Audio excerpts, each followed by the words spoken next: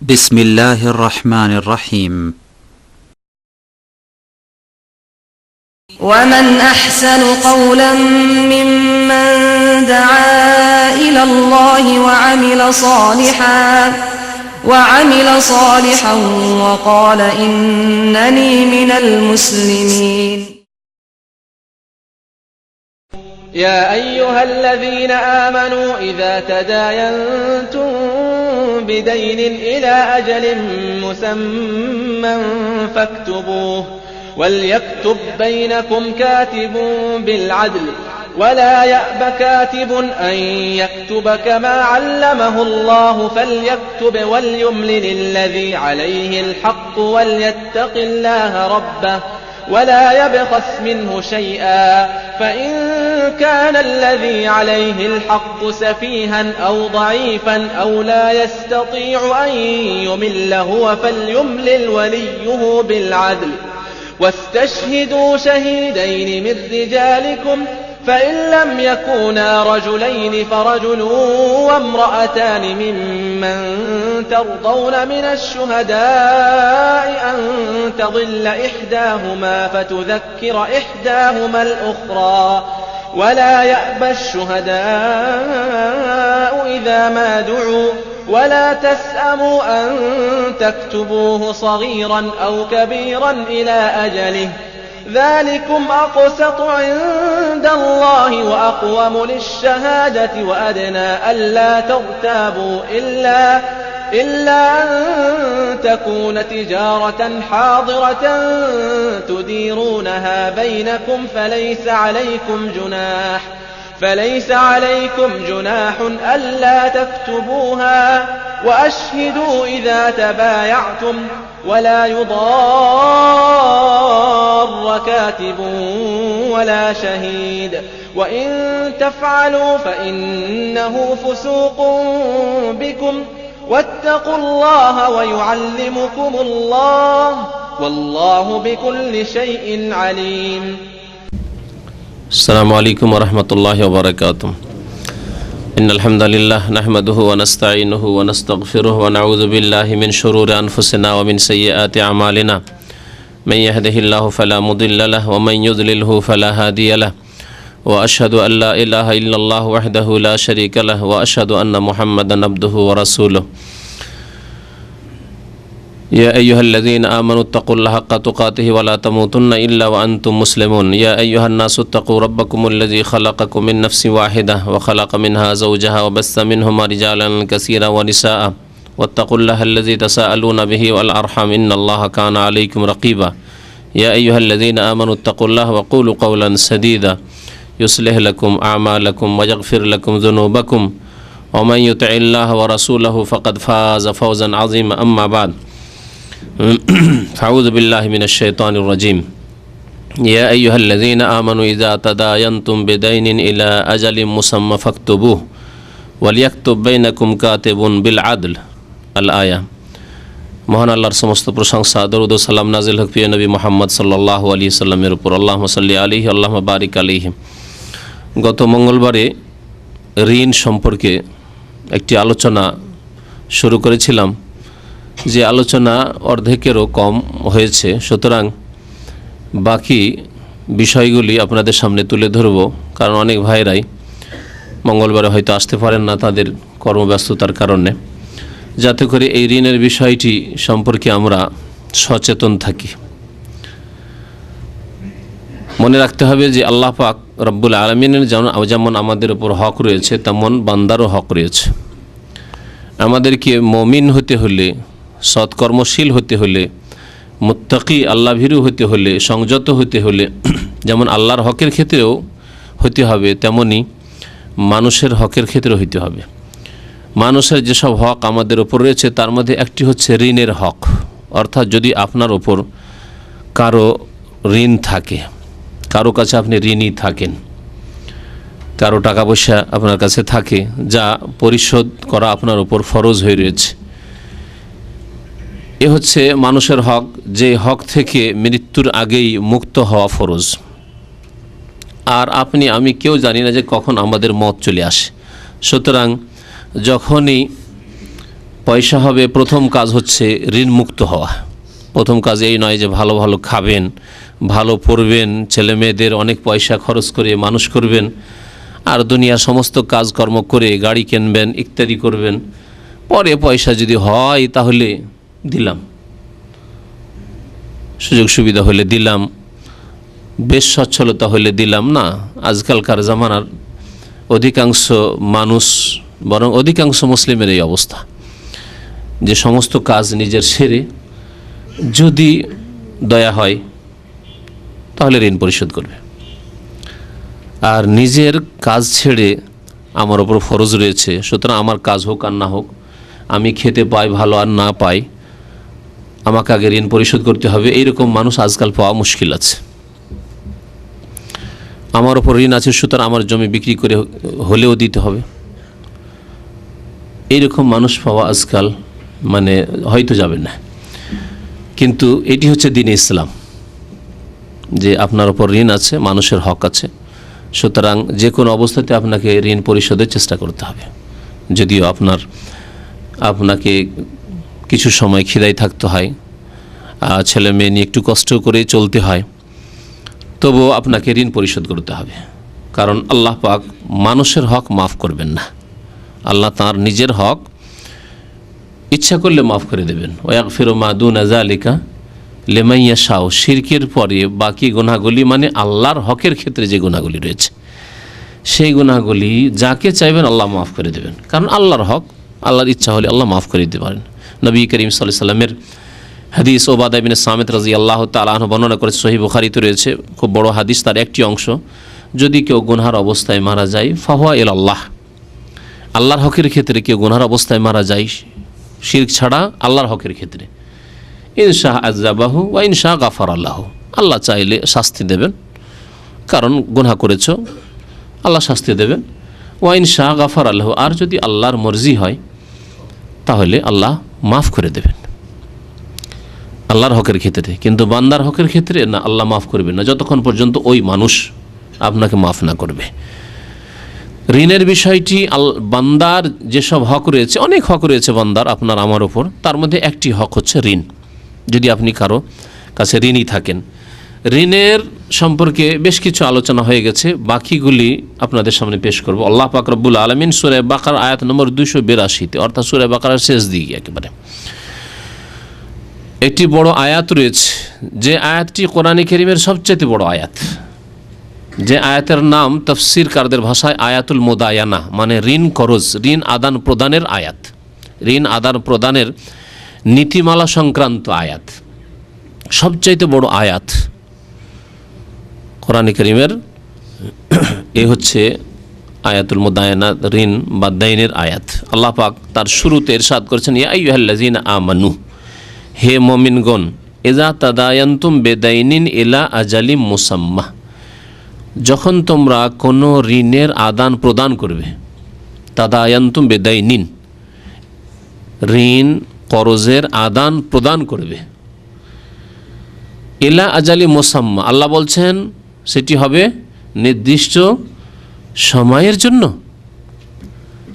এখানে আমাদের ভুল রয়েছে। আমরা আজকাল, আমার মনে হয় হাত একটিও লোক উঠাতে পারবেন না যদি জিজ্ঞাসা করি যে আপনারা যা ঋণ দেন, তো এই কথা বলে দেন যে কত দিনের জন্য নিচ্ছেন। হয়তো এক দুজনকে হইতে পারে যার সম্পর্কে দেখছেন যে এ খুব ভারী, হয়তো দেবে কি দেবে না, কখন দেবে।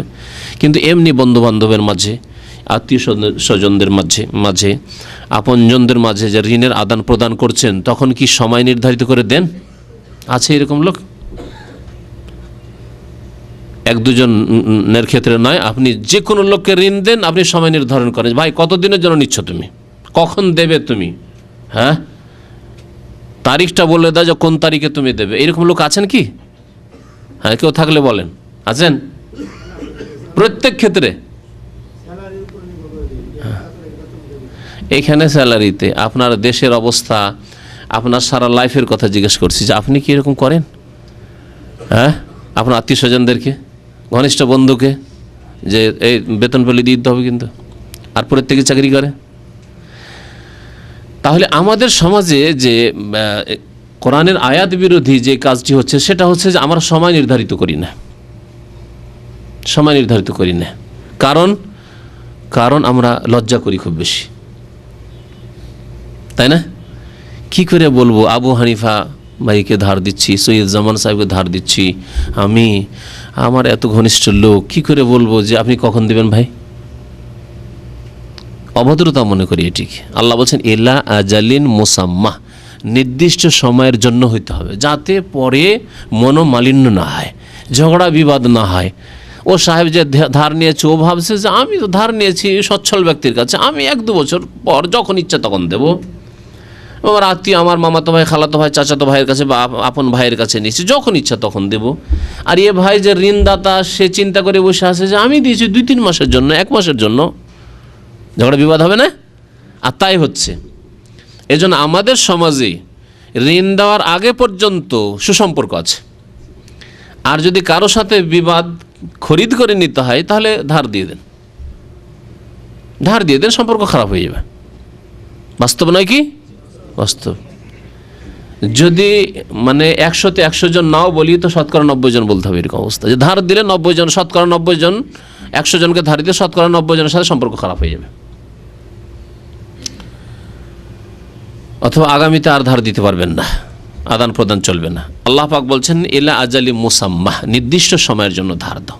তাহলে বলে দেন, আচ্ছা এই যে নির্দিষ্ট সময়ের কথা আপনি বলবেন, যিনি ধার নিচ্ছেন তার মনে এইরকম কোনো রকমের কষ্ট নেওয়াও মোটেই জায়েজ নয়, বরং তিনি বলবেন যে ভাই আমি 1 মাসের জন্য নিচ্ছি, 2 মাসের জন্য নিচ্ছি, আমি 6 মাস 1 বছর নিচ্ছি। তিনি এ সময় নির্ধারিত করে দেন, কারণ আল্লাহ বলছেন ইলা আজালি মুসাম্মাহ, 2 পক্ষ থেকে হওয়া উচিত। আল্লাহ পাক তারপরে দ্বিতীয় নীতিমালা বলছেন ফাকতুবুহু, যখন দেবে তা লিখে নাও। কি লিখবেন বলুন তো, কি লিখবেন? হ্যাঁ, তারিখ মানে কত তারিখে দিলাম, কোনটা তারিখ? হ্যাঁ, একটা করে বলেন। প্রথম লিখবেন যে তারিখ, কত তারিখে দিলাম, কত তারিখে পরিশোধ করবেন, ভালো কথা। হ্যাঁ, আর পরিমাণ, শুধু তারিখ লিখে রাখলেন আর পরিমাণ লিখা নেই, চলবে? ঝগড়া হইতে পারে, ভুলে যেতে পারে। আমি এমন লোক জানি যে ধার নেওয়ার পরে ভুলে গেছে পরিমাণ, বা দিয়ে দিচ্ছি বলছে, লিখা নেই, কিছু নেই, বলছে আমি দিয়ে দিচ্ছি, বলছে আসলে দেয়নি। অথচ দুইজনেই দিনদার, এমন নয় যে একজন বেঈমান তার মধ্যে। কিন্তু ফানাসিয়া আদম আলাইহিস সালাম আমাদের প্রথম পিতাই ভুলে গেছেন, তো আমরা তো ভুলতেই পারি। ভাবছেন দিয়ে দিচ্ছি, কিন্তু আসলে দেননি হয়তো, অথবা দিয়ে দিয়েছেন আসলে, কিন্তু যে লেনেওয়ালা সে বলছেন না, ভুলে গেছে আসলে সে, যা আমাকে দিয়ে দেওয়া হয়েছে। 2 পক্ষ থেকে হইতে পারে। এছাড়াও হঠাৎ করে মওত হয়ে যেতে পারে, মারা গেলেন, জানে না আপনার পরিবার পরিজন, দেবে? 1 পয়সা দেবে না। গিয়ে বলেন যে এই যে মারা গেছে, আপনার ভাই মারা গেছে বা আপনার ছেলে মারা গেছে, তার কাছে আমি 10,000 টাকা পাবো, দেবে? দেবেন না, আমরা জানি না।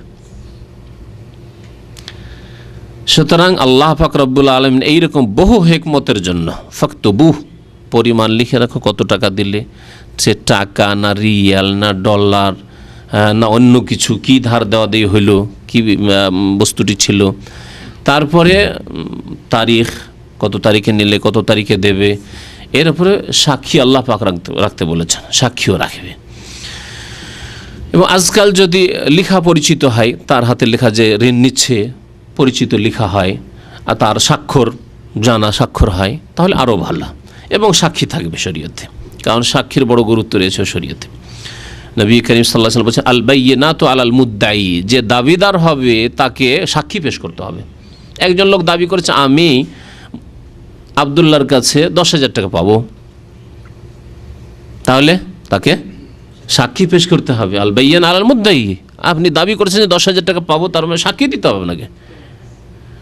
ওয়াল ইয়ামিনু আলা মান আনকারা, আর ও বলছে যে না, আব্দুল্লাহ বলছে না আমার কাছে পাবে না, আমি তার কাছে ধার নিইনি, অথবা নিয়েছিলাম দিয়ে দিয়েছি।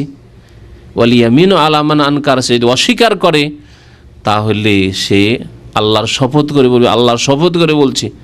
তাহলে প্রথম ব্যক্তি যদি সাক্ষী না দিতে পারে, তখন সাক্ষী পেশ করতে পারলো না, তখন তাকে কসম করতে বলা হবে। কিন্তু সাক্ষী পেশ করে দিলে আর কসম করা চলবে না।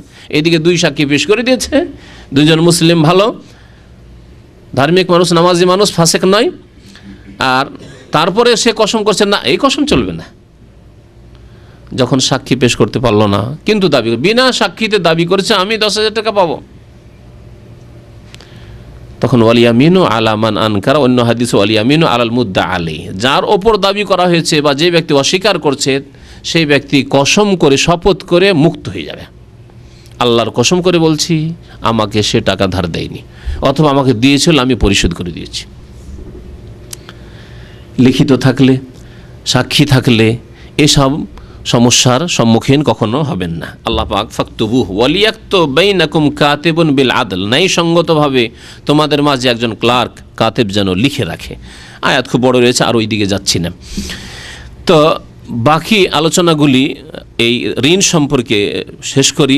ঋণ সম্পর্কে যেখানে পৌঁছেছিলাম আলোচনা, সেটা হচ্ছে যে ঋণী ব্যক্তি যদি ঋণগ্রস্ত অবস্থায় ঋণের বোঝা নিয়ে মারা যায়, তাহলে তার জানাজা বিশেষ করে সৎ লোকেরা, ওলামায়ে কেরাম, এলাকার যারা পরহেজগার লোক, মুত্তাকি লোক, নেতৃস্থানীয় ব্যক্তি তারা পড়বে না, যাতে করে এই রকম বহু ঋণী সমাজে রয়েছে তারা সতর্ক হয়ে যায় যে আমরাও যদি এই ঋণের বোঝা নিয়ে মারা যাই, তাহলে অমুক ব্যক্তির ওপর ঋণ ছিল, আমাদের দেশের আলেমরা নামাজ পড়েননি, জানাজা পড়েনি, আমাদের দেশের মুরব্বী পরহেজগার লোকের, আল্লাহওয়ালা লোকেরা নামাজ পড়েনি, আমাদের দেশের নেতৃস্থানীয় ব্যক্তি যারা শত লোক তারা নামাজ পড়েনি জানাজার।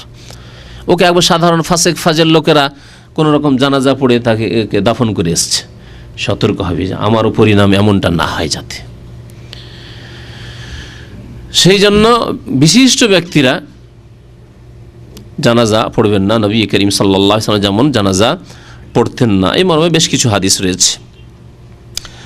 নবী করিম সাল্লাল্লাহু আলাইহি ওয়াসাল্লাম থেকে আবু হুরায়রা রাদিয়াল্লাহু তাআলা আনহু বর্ণনা করেছেন যে আন্না নবী সাল্লাল্লাহু আলাইহি ওয়াসাল্লাম قال, নবী সাল্লাল্লাহু আলাইহি ওয়াসাল্লাম ইরশাদ করলেন, মা মিন মুমিনিন ইল্লা ওয়া আনা আউলা বিহি ফিদ দুনিয়া ওয়াল আখিরাহ। নবী করিম সাল্লাল্লাহু আলাইহি ওয়াসাল্লাম ইরশাদ করলেন যে কোনো মুমিনের আমি সবচাইতে নিকটবর্তী। নবী করিম সাল্লাল্লাহু আলাইহি ওয়াসাল্লামের কাছে প্রথম যুগে তেমন পয়সা থাকতো না, অভাব ছিল, কিন্তু গনিমতের সম্পদ যখন আসা শুরু করলো, ফাইয়ের সম্পদগুলি আসা শুরু করলো, গনিমত ফাই অর্থাৎ জিহাদ ফি সাবিলিল্লাহ গিয়ে যুদ্ধের পরে মেহনত পরিশ্রমের পরে রণক্ষেত্র থেকে আল্লাহর শত্রুরা যখন পলায়ন করলো আর হাসিল হলো যুদ্ধ করার পরে, এটাকে গনিমতের সম্পদ বলা হয়। আর যদি রণক্ষেত্রে গেল কিন্তু না যুদ্ধ হলো না, এমন মেহনত প্রচেষ্টা কিছু করার প্রয়োজন হলো না, এমনিতে শত্রুরা ছেড়ে পালিয়ে গেল ভয়ে, তাকে ফাইয়ের ধন সম্পদ বলা হয়। আল্লাহ পাক এই দুই সম্পদের কথা কোরআনে কারীম উল্লেখ করেছেন। ওমা আফা আল্লাহু আলা রাসূলি, সূরা হাশর আল্লাহ উল্লেখ করেছেন। আর ওয়ালামু আন্নামা গানিমতুম মিন শাইইন, গনিমতের কথা আল্লাহ পাক উল্লেখ করেছেন 10ম পারার শুরুতে। এছাড়াও রয়েছে কোরআনে কারীমে গনিমত এবং ফাইয়ের ধন সম্পদের কথা রয়েছে। নবী করিম সাল্লাল্লাহু আলাইহি ওয়াসাল্লামের জন্য যাকাত হারাম ছিল। নবী করিম সাল্লাল্লাহু আলাইহি ওয়াসাল্লামের কাছে যে আসতো এই গনিমতের ফাইয়ের ধন সম্পদ, সেগুলি থেকে নবী সাল্লাল্লাহু আলাইহি ওয়াসাল্লাম মুসলিম উম্মতের সাহাবাই কেরামগণের যদি কারো ওপর ঋণ থাকতো তা পরিশোধ করতেন। যতদিন আসেনি টাকা পয়সা ততদিন কিছু করতে পারতেন না, জানাজা পড়া যাবে না, এর ঋণ আছে জানাজা পড়া যাবে না। কোনো সাহাবী যদি নিজের কাঁধে উঠিয়ে নিতেন আমি পরিশোধ করেছি, যেমন আবু কাতাদা রাদিয়াল্লাহু তাআলা আনহু করেছেন, এইরকম আরও ঘটনা সাহাবায়ে কেরামদের মাঝে ঘটতো, তাহলে তখন জানাজা পড়তেন। নবী করিম সাল্লাল্লাহু আলাইহি হাদিসে বলছেন, যখন ধন সম্পদ আসলে এরকম বললেন যে আমি প্রত্যেক মুমিনের সবচাইতে নিকটবর্তী দুনিয়াতেও এবং আখিরাতেও। সুতরাং বলছেন এর দলিল যদি পড়তে চাও কোরআনে কারীম পড়ে দেখো, ইকরাউ ইন শিতুম, তোমরা যদি চাও তো কোরআনে কারীম এর প্রমাণ রয়েছে, প্রুফ রয়েছে, পড়ে দেখো। আল্লাহ পাক বলছেন আন-নাবিয়্যু আউলা বিল মুমিনিনা মিন আনফুসিহিম, নবী করিম সাল্লাল্লাহু আলাইহি সাল্লাম মুমিনদের আওলা মানে আকরাব, অতি নিকটবর্তী, মিন আনফুসিহিম তাদের জীবন চাইতেও, মানে আপনি যে আপনার নিকটবর্তী, মানুষ প্রত্যেকে সবচাইতে বেশি হিতাকাঙ্ক্ষী কার? নিজের, ঠিক না?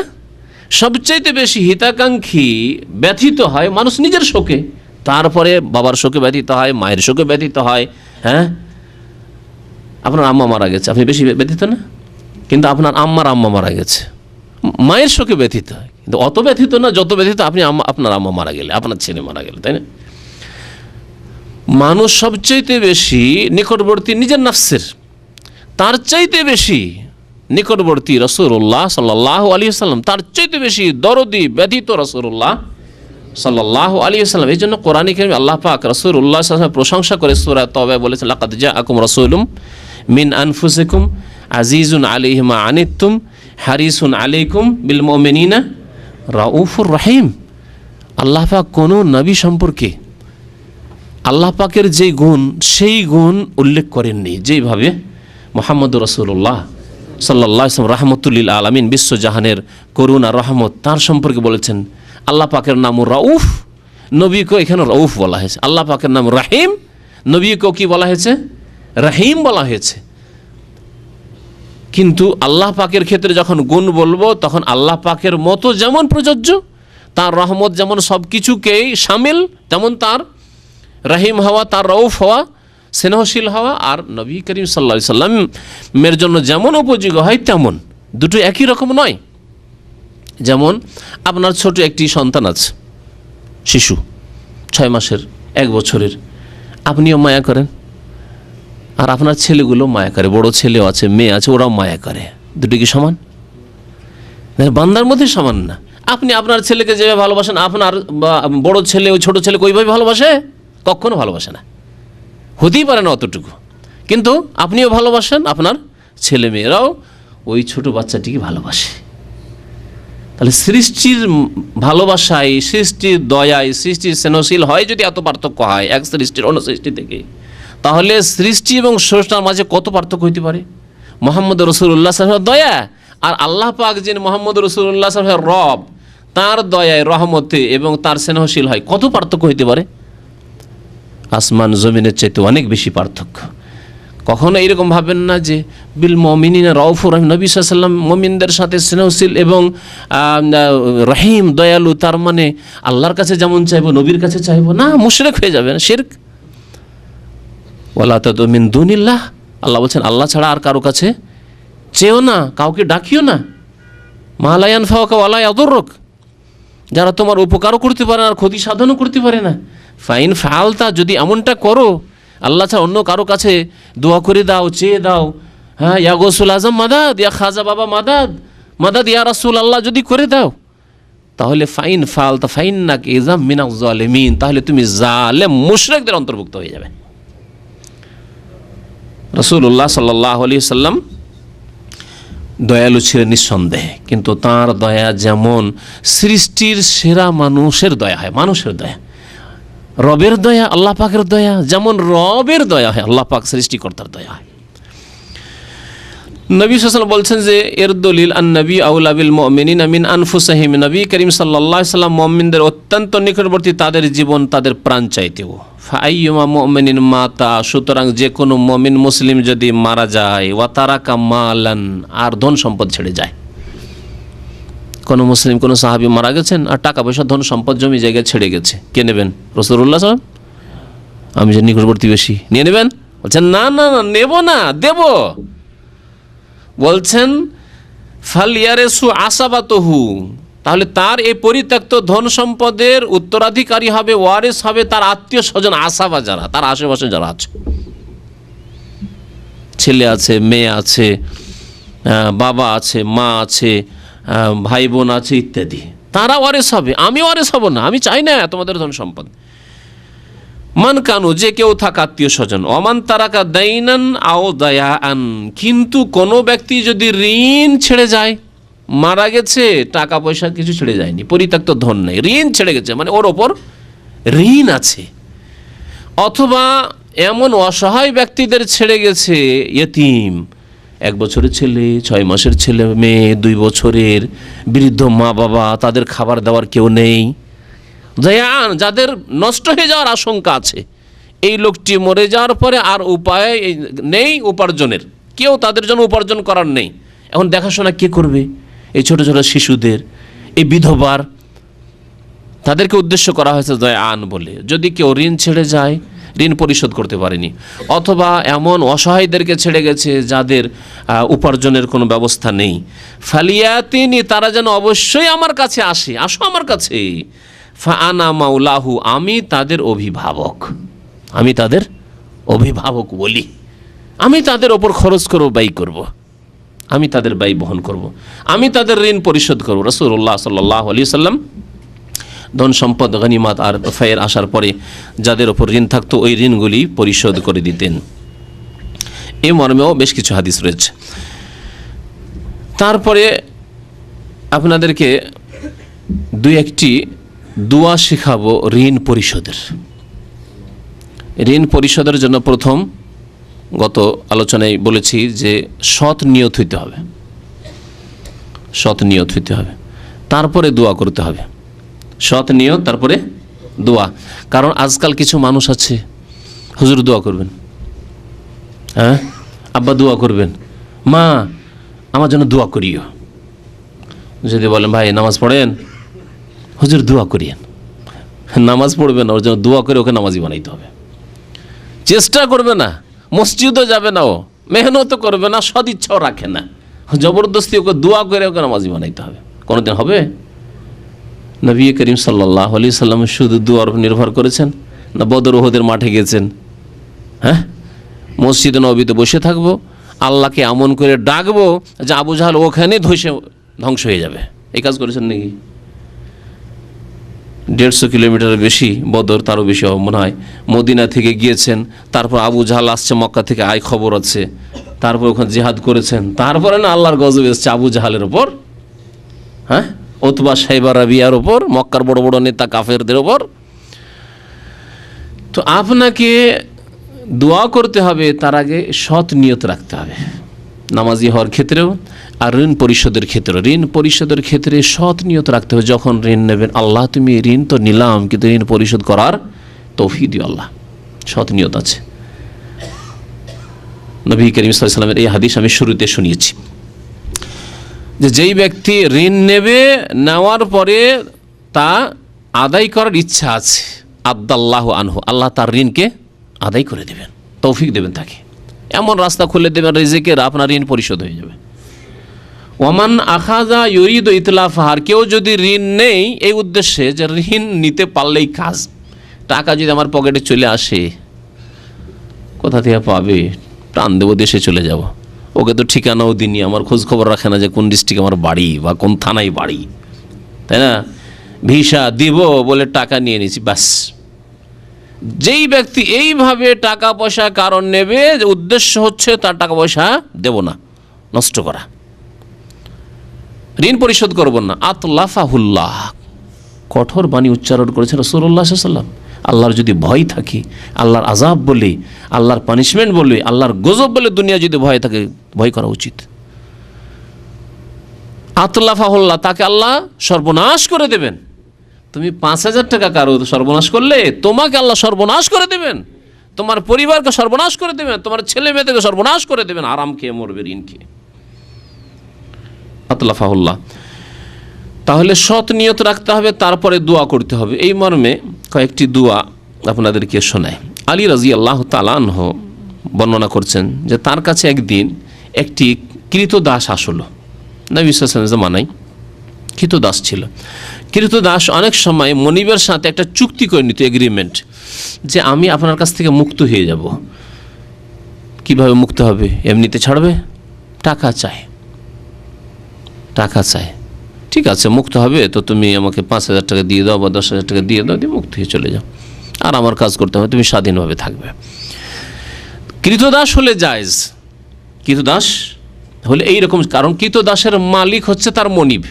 কিন্তু আজকাল কফিলরা যে করছে, আমার কফালা থেকে যেতে হলে 5,000 রিয়াল দেও, দিয়ে যাও, এটি হারাম।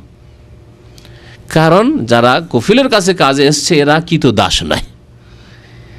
তোমার কর্মচারীর প্রয়োজন হয়েছে, আমেল লেবারের প্রয়োজন হয়েছে, তোমার কাছে কাজে এসছে, তোমার সরকার বলছে, হ্যাঁ, দেশের শাসক বলছে, মুসলিম শাসক বলছে যে তোমার যতটা লেবারের প্রয়োজন ততটা নিয়ে আসো, 10 জনের প্রয়োজন 10 জন নিয়ে আসো, 11 জন নয়। তোমার কাজ আছে নিয়ে আসো, না হলে নিয়ে আসো না। ফ্রি ভিসা বলে কিছু নেই, ফ্রি ভিসার নামে এত টাকাই দেব তোমাকে, সব হারাম। আর তারপরে তুমি আসলে একামা করে দেবো, এত টাকা নেব, আর তারপরে বছরে বছরে মাসে মাসে 200 রিয়াল 300 রিয়াল নেব, আর তারপরে যদি তুমি রিলিজ চাও তাহলে তোমার কাছে 5,000 রিয়াল নেব। সবগুলি হারাম, সবগুলি হারাম। কোরআন হাদিসও হারাম এবং সরকারের আইনও এখন হারাম। এই জন্য আমের লেবার নিয়ে আসতে সরকার বলেনি। আর এরা দাস নয় যে 5,000 টাকা তুমি দাও তারপরে তো আমার কাছ থেকে রিলিজ হয়ে যাও, তানাজুল করে যাও। এটি হচ্ছে হারাম। লা তাকুলু আমওয়ালাকুম বাইনাকুম বিল বাতিল, বাতিল পন্থায় তোমরা একে অপরের ধন সম্পদ ভক্ষণ করিও না, আল্লাহ পাক হারাম করেছেন। এবং এই হারাম খেয়ে যারা মারা যাবে, আইয়ুমা লাহমিন নাবাতা মিনাস সুহতি ফান্নারু আউলা বিহি, এইরকম হারাম খেয়ে, যে কোনো হারাম খেয়ে, ঋণের হারামই হোক আর এই কফালার হারাম খেয়ে হোক, এইসব খেয়ে যারা মারা যাবে, ফান্নারু আউলা বিহি, জাহান্নামের আগুন তাদের বেশি হকদার। তো মোকাতাব বলা হয়তো যার সাথে এই চুক্তি হয়ে গেছে। কৃতদাস, কৃতদাসের কাজ কি? আসলে কৃতদাস না বুঝলে আবার বুঝতে পারবেন, ভাববেন যে হয়তো আজকালকার যুগের আমেল কর্মচারীদের মতো হতো না। কৃতদাস সে জিহাদ ফি সাবিলিল্লাহ কাফের ছিল, তখন ধরা পড়েছে, অথবা তার বাবা ধরা পড়েছে, সুতরাং তারা কৃতদাস। খলিফাতুল মুসলিমিন বা রাসূলুল্লাহ সাল্লাল্লাহু আলাইহি ওয়াসাল্লাম, রাসূলুল্লাহ সাল্লাল্লাহু আলাইহি ওয়াসাল্লাম যাকে ভাগ বন্টনে দিয়েছে জিহাদ থেকে, ওদের বন্দীদেরকে নিয়ে এসে তার দাস হয়েছে। তারপরে দাসের কাজ হচ্ছে যা কিছু আয় উপার্জন করবে সে নিয়ে এসে মনিবকে দেবে। দিয়ে 100 টাকা ইনকাম করলো, মনিবকে দেবে, মনিব শুধু তাকে খাওয়া দাওয়া দেবে। এবং এই দাসের মালিক ওই রকমই মনিব মালিক যেমন অন্য যে সম্পদ রয়েছে সেসবের মালিক, টাকা পয়সার মালিক, স্বর্ণের মালিক ওই রকম। সুতরাং এই দাসের ব্যক্তি মালিকানা নেই, দাস যা কিছু ইনকাম করবে তার মালিক হবে তার মনিব, তার আকা। এখন মনিবের কাছ থেকে সে ছুটি পেতে চায় যে আমি ফ্রি হয়ে যাব, আমি আজাদ স্বাধীন হয়ে আমি নিজের আয় উপার্জন করব। মালিক যদি দয়া করে যে না আমি আর একে রাখবো না, ঠিক আছে আমিও দয়া করে একে ছেড়ে দেবো, কিন্তু একেবারে ফ্রিতে কী করে ছেড়ে দেবো? কারণ আমার দাস, আমি একে কিনেছি কয়েক হাজার টাকা দিয়ে। যারা পেয়েছিল জিহাদ ফি সাবিলিল্লাহর মাধ্যমে তাদের কাছ থেকে কিনলেও দাস থাকবে, অথবা সরাসরি আমি পেয়েছি একে নবী সাল্লাল্লাহু আলাইহি ওয়াসাল্লামের কাছ থেকে, সাহাবাই খলিফার কাছ থেকে, সুতরাং একে আমি এমনি কী করে ফেরি ছাড়ি, আমারও কিছু টাকা পয়সার প্রয়োজন রয়েছে, সুতরাং আমি তোমার কাছে 5,000 টাকা নেব, তাহলে তোমাকে মুক্ত করে দেব। এই 5,000 টাকা সে তাড়াতাড়ি ইনকাম করে যদি পরিশোধ করে দেয় মালিককে, তাহলে সে দাসমুক্ত হয়ে যাবে। চুক্তি যতটার ওপর চুক্তি হয়েছে। এই মোকাতাব গোলাম মানে এই চুক্তি করা ছিল যেই গোলামের মালিকের সাথে, এই এক গোলাম আসলো আলী রাদিয়াল্লাহু তাআলার কাছে, এসে বলল ইন্নী কাদ আজাজতু আন কিতাবাতি, আমি আমার মালিকের সাথে চুক্তি করেছি যে আমি এত টাকা দিয়ে আমি স্বাধীন হয়ে যাব, কিন্তু এই টাকা আমি পরিশোধ করতে পারছি না, এত সময়ের মধ্যে দিয়ে দিতে হবে, আমি দিতে পারছি না। ফা আইননি, সুতরাং হে আলী রাদিয়াল্লাহু তাআলা আনহু, আপনি আমাকে একটু সহযোগিতা করুন, সাহায্য করুন। তিনি বললেন, হয়তো আর্থিক সচ্ছলতা আলী রাদিয়াল্লাহু তাআলা সেই সময় ছিল না, তখন তাকে একটি দোয়া শিখিয়ে দিলেন। এর দ্বারা বোঝা যায় যে কোনো অসহায় মানুষের, অভাবী মানুষের যদি আপনি আর্থিক সহযোগিতা না করতে পারেন, তাহলে কমপক্ষে দোয়া দেবেন অথবা দোয়া শিখিয়ে দেবেন। নবী করিম সাল্লাল্লাহু আলাইহি ওয়াসাল্লামের কাছে যেমন ফাতেমা রাদিয়াল্লাহু তাআলা আনহা একটি খাদেম চাইতে এসেছিলেন, নবী সাল্লাল্লাহু আলাইহি ওয়াসাল্লাম মেয়েকে খাদেম হয়তো দিতে পারলেন না, অথবা ভাবলেন যে মেয়েকে খাদেম দিয়ে এত আরামে রাখার কোনো যুক্তি না, কাজ করুক, মেহনত করুক, কিন্তু তাকে মেহনত করার ক্ষেত্রে যাতে আল্লাহ পাকের খাস মদদ হয় এরকম দোয়া শিখিয়ে দিই। কি শিখিয়েছিলেন?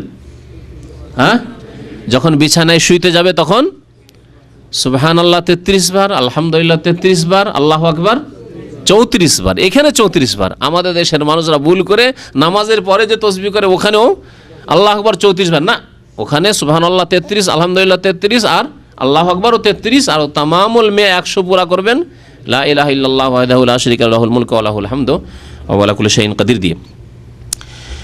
তো নবী করিম সাল্লাল্লাহু আলাইহি ওয়াসাল্লাম এইভাবে ফাতিমা রাদিয়াল্লাহু তাআলা আনহার সাথে করেছেন। আলী রাদিয়াল্লাহু তাআলা আনহু এই গোলামের সাথে এটাই করলেন, বললেন আলা ওয়াল্লামুকা কালিমাতিন, তোমাকে কয়েকটি বাক্য মানে দুয়ার বাক্য শিখিয়ে দিচ্ছি। আল্লামানি হিন্না রাসূলুল্লাহ সাল্লাল্লাহু আলাইহি ওয়াসাল্লাম, আমাকে রাসূলুল্লাহ সাল্লাল্লাহু আলাইহি ওয়াসাল্লাম এই দুয়ার বাক্যগুলি শিখিয়ে দিয়েছিলেন। লাউ কানা আলাইকা মিসলা জাবালে সিরিন দাইনান, তোমার ওপর যদি সির নামক পর্বত মানে বড় কোনো পর্বত তখনকার যুগে প্রসিদ্ধ ছিল, পাহাড়ের সমান যদি তোমার ওপর ঋণ থাকে, 2-4, 10,000, 5,000, 50,000, 1 লাখ নয়, পাহাড় সমতুল্য যদি তোমার ওপর লোন থাকে, করজ থাকে, আর তুমি যদি এই দোয়া করো, আদাহুল্লাহ আনকা, আল্লাহ পাক তোমার পক্ষ থেকে সেই ঋণ আদায় করে দেবেন, মানে পরিশোধ করার তৌফিক দেবেন। আল্লাহ আদায় করে দেবেন মানে আল্লাহ পাক ওই রকম রাস্তা খুলে দেবেন। আপনি এসেছিলেন 500 রিয়াল বেতনে, কিন্তু কপিলের খুব দয়া হয়ে গেল, যাক লোকটা তো ভালোই লাগে, একে রিলিজ দিয়ে দিই, ছেড়ে দিল, যাও তুমি কাজ করো, ভালো কাজ খুঁজে নাও। হঠাৎ করে 2000 রিয়ালের চাকরি পেয়ে গেলেন। আপনার ঈমান দুর্বল, সেই জন্য আল্লাহ যে রিজিক খুলেন মুমিন বান্দা ভালো মানুষের জন্য, যদি সৎ নিয়ত থাকে, ঋণী হয়ে এসছেন, 2-3 লাখ টাকা ঋণ করে এসছেন আপনি বিদেশে, আপনি সৎ মানুষ, আল্লাহ পাক আপনার জন্য ইয়ারযুকুহু মিন হাইসু লা ইয়াহতাসিব, রিজিকের দরজা খুলে দিয়েছেন। কিন্তু আপনার অনুভূতি দুর্বল, সেই জন্য হয়তো অনুভব নেই। কিন্তু অনুভূতি থাকলে আপনি হাড়ে হাড়ে টের পাবেন যে সত্যি আল্লাহকে ভয় করলে এবং আল্লাহর উপর ভরসা করলে আল্লাহ পাক যে রিজিকের দরজা খুলে দেন, আল্লাহ পাক যে যথেষ্ট হন, মানে ফাওয়া হাসবো, আল্লাহ যথেষ্ট হন, কোরআন কারীমে বলেছেন, কথা সত্য, অনুভব করছেন আপনি। বললেন যে আল্লাহ পাক রব্বুল আলামিন তোমার পাহাড়ের সমান যদি ঋণ থাকে তবু আদায় করে দেবেন। কালা কুল, বললেন আলী রাদিয়াল্লাহু তাআলা, এই দোয়া তুমি বেশি বেশি বলো, আল্লাহুম্মা কফিনি বিহালালিকা আন হারামিকা ওয়া আগনিনি বিফাদলিকা আম্মান সিওয়াক। এক বচন দিয়ে এই দোয়াটি হাদিসে আছে। এখানে রমজান মাসে যে আপনারা ওই বেতরে দোয়া করেন, এই দোয়াটি বারবার শুনেছেন, অনেকের হয়তো মুখস্থ হয়ে গেছে, কিন্তু বহু বচন দিয়ে, কারণ অনেক লোকে যেহেতু মুসল্লি নামাজ পড়ছে, এক বচনের সেগাকে, এক বচনকে বহু বচন করা যেতে পারে হাদিসের দোয়াগুলি। আল্লাহুম্মা কফিনিকে আল্লাহুম্মা কফিনা, আল্লাহ আমাদের জন্য যথেষ্ট হয়ে যাও, যথেষ্ট করে দাও, বেহালালিকা হালাল রুজি, আন হারামিকা হারাম থেকে বাঁচি, মানে হারাম থেকে বাঁচিয়ে রাখো আল্লাহ, এবং হালাল রুজি আমাদের জন্য যথেষ্ট করো। ওয়া আগনিনা বিফাদলিকা আম্মান সিওয়াক, এবং তোমার অনুগ্রহপূর্বক তুমি আমাদেরকে সচ্ছল করে দাও, আম্মান সিওয়াক তোমার ছাড়া অন্যদের থেকে, অন্যদের থেকে আমাদের কি করে দাও, অভাব মুক্ত করে দাও, কারো যেন দ্বারস্থ না হয়। তোমার দ্বারে এসেছি, তোমার কাছে চেয়েছি, তুমি আমাকে ঋণ মুক্ত করে দাও, যাতে করে আর কারো দ্বারস্থ না হইতে হয়, কারো মানে কাছে ঋণী না হইতে হয়, কারো সামনে যাতে করে নিজের অভাব অভিযোগ প্রকাশ না করতে হয়। আল্লাহুম্মা কফিনা বিহালালিকা আন হারামিকা ওয়া আগনিনা বিফাদলিকা আম্মান সিওয়াক।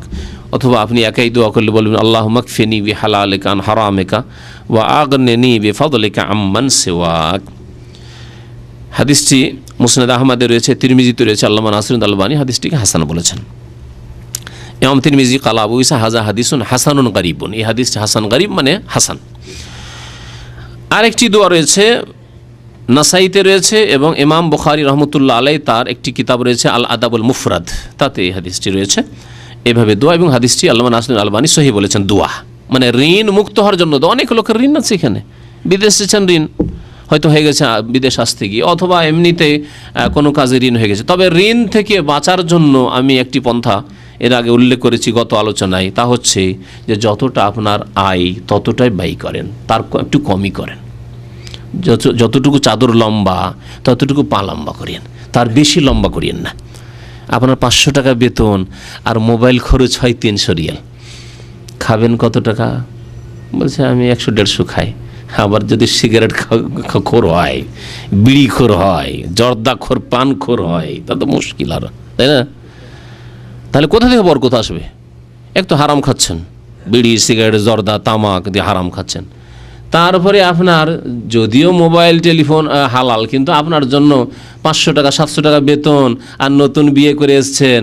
আমি কিছু লোক জানি যাদের 500 থেকে 1000 শুধু মান্থলি বিল আসে, বিবির সাথে, নতুন বিবির সাথে বিয়ে করে এসে 2-4-6 মাস বা 1 বছর হয়েছে। নতুন কেন, 2 বছর 3 বছর 5 বছরের বিয়ে করা লোকের আমার কাছে রেপিট আছে, যারা প্রবাসী, তাদের নাকি 500 রিয়াল শুধু মাসে স্ত্রীর সাথে টেলিফোনই খরচ হয়।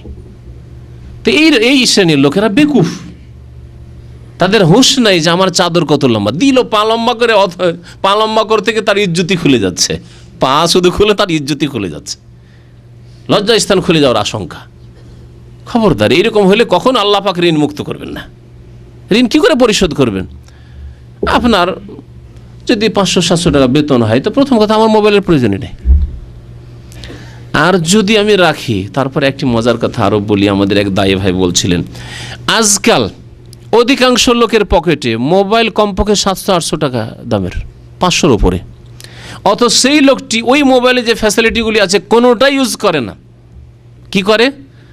শুধু কল করে হয়তো না, এর চাইতে কম। কিছু হাউস ড্রাইভার আছে বা এই ধরনের যারা শুধু কল রিসিভ করে, তারপরে দামি মোবাইল কল রিসিভ করে, তাতে ব্যালেন্স রাখার মতো যোগ্যতা নেই, কিছু নেই, কল করবে এই ক্ষমতা নেই। খুব বেশি হলে 1-2টি হয়তো মেসেজ, ওটাও পাঠাইতে পারে কিনা। আর তারপরে মোবাইল কত? 700-800 টাকা সবাই রাখে। আর আমি কি করি 100-150 টাকার মোবাইল রাখবো? আমি 100 টাকার মোবাইল রাখবো, মান সম্মান ঘটে যাবে নাকি? 100 টাকা দাম, 100 টাকার মোবাইল রাখি। ইচ্ছা করলে 1000 টাকার মোবাইল রাখা যাবে, কি প্রয়োজন? আমার যে কাজটি সেটা এটা দিয়ে হচ্ছে। এইরকম যদি মেজাজ থাকে কোনোদিন ঋণই হবেন না কারো কাছে। কিন্তু আপনি যদি মনে করেন না না না কি বলছেন, ওই 70-73 এসব যদি ওর চাইতে দামি দামি মোবাইল আজকাল নতুন এসে 2000-3000 টাকার মোবাইল যে রাস্তায় নতুন মোবাইল সেটা নিতেই হবে, অথচ কম্পিউটারের কিছুই বোঝেন না, ইন্টারনেটের কিছুই বোঝেন না, আপনাকে ওই রকম মোবাইল রাখতে হবে। কোনোদিন ঋণমুক্ত হইতে পারবেন না, আপনি কোনোদিন ঋণমুক্ত হইতে পারবেন না। আল্লাহ পাক রব্বুল আলামিন যেন আমাদেরকে বুঝার তৌফিক দান করেন এবং ঋণ মুক্ত করেন। আনাস বিন মালিক রাদিয়াল্লাহু তাআলা আনহু বর্ণনা করছেন যে নবী করিম সাল্লাল্লাহু আলাইহি ওয়াসাল্লাম খুব বেশি বেশি এই দোয়াটি পাঠ করতেন, নবী সাল্লাল্লাহু আলাইহি ওয়াসাল্লাম। অথচ এই দোয়া পাঠ করতেন, আল্লাহর কাছে আশ্রয় চাইতেন এইসব বিপদ থেকে। ইউকসিরু আন ইয়াকুল, খুব বেশি বেশি এই দোয়া করতেন কি, আল্লাহুম্মা ইন্নী আউযু বিকা মিনাল হাম্মি ওয়াল হাজান, আল্লাহ দুশ্চিন্তা থেকে আমি তোমার আশ্রয় কামনা করছি, মানে দুশ্চিন্তা থেকে মুক্ত রাখি। ওয়াল হাজান, এবং শোক থেকে, ওয়াল আজজ, এবং অসহায় হওয়া থেকে, ওয়াল কাসাল, এবং অলসতা থেকে, ওয়াল জুবন, এবং কাপুরুষতা থেকে, ওয়াল বুখল, এবং কৃপণতা থেকে।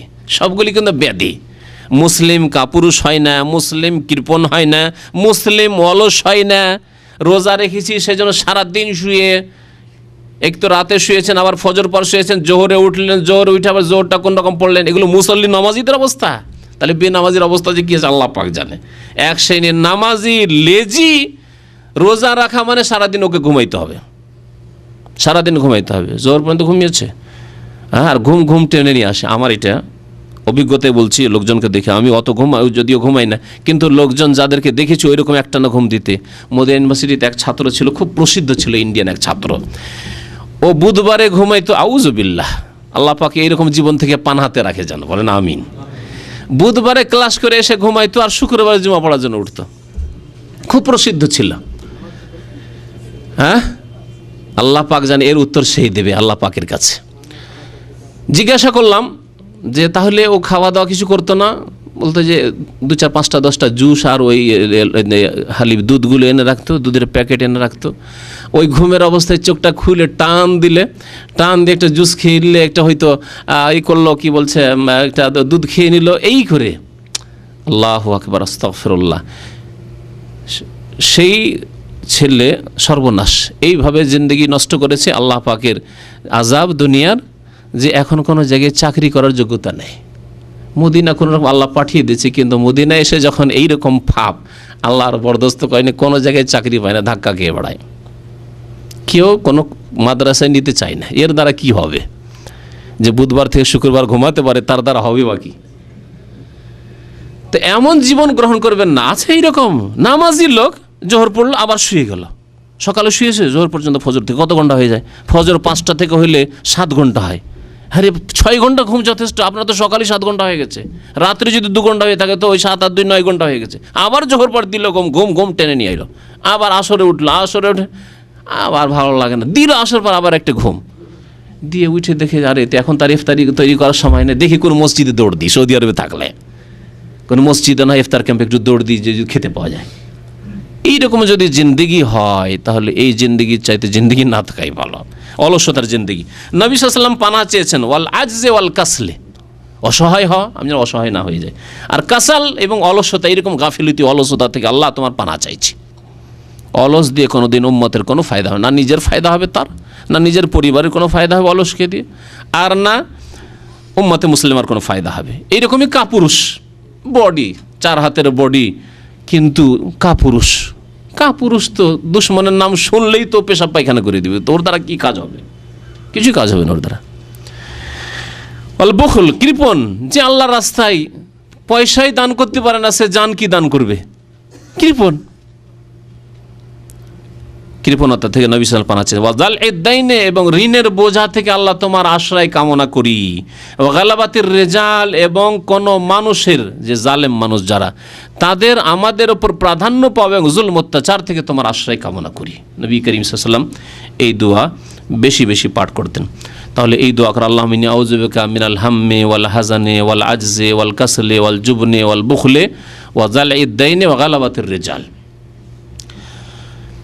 আরেকটি দোয়া রয়েছে, এই তিনটি দোয়া উল্লেখ করব। আবু সাঈদ খুদরি রাদিয়াল্লাহু তাআলা বর্ণনা করেছেন, আবু দাউদে রয়েছে, যদিও হাদিসটিকে কেউ কেউ দুর্বল বলেছেন। তবে দোয়ার ক্ষেত্রে যেহেতু নিজের বাংলা ভাষায়ও দোয়া করতে পারেন, সুতরাং যদি নবী সাল্লাল্লাহু আলাইহি ওয়াসাল্লাম থেকে প্রমাণিত নাও হয়, আপনি দোয়া করতে পারেন যদি অর্থ ঠিক থাকে। দাখালা রাসূলুল্লাহ সাল্লাল্লাহু আলাইহি ওয়াসাল্লাম যাতা ইয়াউমিন আল মসজিদা, নবী সাল্লাল্লাহু আলাইহি ওয়াসাল্লাম একদিন মসজিদে নবীতে প্রবেশ করলেন। ফাইজা হুয়া বিরাজুলিন মিনাল আনসার, দেখছেন মসজিদে একটা আনসারী মানুষ বসে আছে খুব দুশ্চিন্তা অবস্থায়। ইউকালু লাহু আবু উমামা, ওই লোকটির নাম ছিল আবু উমামা। ফাকালা ইয়া আবু উমামা, আবু উমামা মালি আরাকা জালিসান ফিল মসজিদে ফি গায়রি ওয়াক্তিস সালাহ, মসজিদে বসে আছো অথচ এই সময় কোনো নামাজের সময় নাই, দুনিয়ায় কাজকর্ম করো, মসজিদে এরকম বসে কেন? চিন্তায় মসজিদে এসে বসে আছে। কালা হুমুমিন, বলছেন ওই সাহাবী, কালা হুমুমুন লাজিমাতনি ওয়া দুয়ুন ইয়া রাসূলুল্লাহ, হে আল্লাহ রসুল সাল্লাল্লাহু আলাইহি ওয়াসাল্লাম, আমি খুব দুশ্চিন্তায় আছি। ও দুয়ুন, এবং অনেক ঋণের বোঝা আমার উপর চেপে গেছে। ঋণ চাপলে কি হয়? দুশ্চিন্তা আসে, কি করে যে পরিশোধ করব, আর যদি পরিশোধ না করতে পারি তো মানুষকে কি জবাব দেব, আর যদি বিশেষ করে যারা টাকা পাবে তারা যদি একটু শক্তিশালী হয় তাহলে জানের ভয়, কোথায় যে গলায় গামছা দেবে, ফাঁস দেবে, কোথায় যে ধরে ধাক্কাধাক্কি করবে হাটে বাজারে রাস্তাঘাটে, কোথায় যে কত অপমান অপদস্থ হইতে হবে, এইসব চিন্তায় পরেশান, মার খেতে হবে ইত্যাদি ইত্যাদি। বলছেন যে হুমুমুন লাজিমাতনি ওয়া দুয়ুন, হে আল্লাহ রসুল সাল্লাল্লাহু আলাইহি ওয়াসাল্লাম, বড় দুশ্চিন্তায় আছি এবং অনেক ঋণের বোঝা আমার উপর চেপে গেছে। কালা আফালা ওয়াল্লিমুকা কালামান, তোমাকে কিছু কথা শিখে দেব নাকি? এজা আনতা কুলতাহু, যদি এই দোয়াগুলি তুমি বলো আল্লাহ পাকের দরবারে, আযহাব আল্লাহু আযজা ওয়া জাল হাম্মাকা ওয়া কাযা আনকা দাইনাকা, তাহলে তোমার দুশ্চিন্তা আল্লাহ পাক দূর করে দেবেন এবং তোমার ঋণ আল্লাহ পাক পরিশোধ করে দেবেন, মানে ঋণ পরিশোধের আল্লাহ পাক তৌফিক দেবেন। কালা কুল তো বালা ইয়া রাসূলুল্লাহ, অবশ্যই বলে দেন, শিখিয়ে দেন, দোয়া করবো আল্লাহ পাকের কাছে।